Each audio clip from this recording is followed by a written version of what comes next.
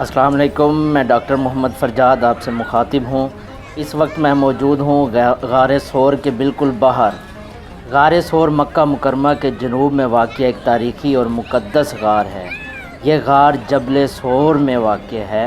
یہی وہ مقام ہے جہاں نبی کریم صلی اللہ علیہ وآلہ وسلم نے ہجرت مدینہ کے وقت حضرت ابو بکر صدیق رضی اللہ تعالیٰ عنہ کے ساتھ 3 دن تک قیام فرمایا تاکہ کفار مکہ کی تلاش سے بچا جا سکے۔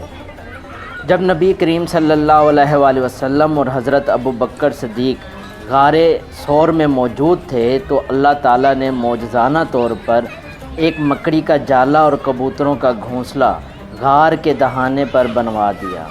کفار مکہ جب غار ثور کے دہانے تک آئے تو یہ دیکھ کر مکڑی کا جالا اور کبوتروں کا گھونسلہ ہے، انہوں نے سمجھا کہ اندر کوئی نہیں ہو سکتا اور واپس لوٹ گئے۔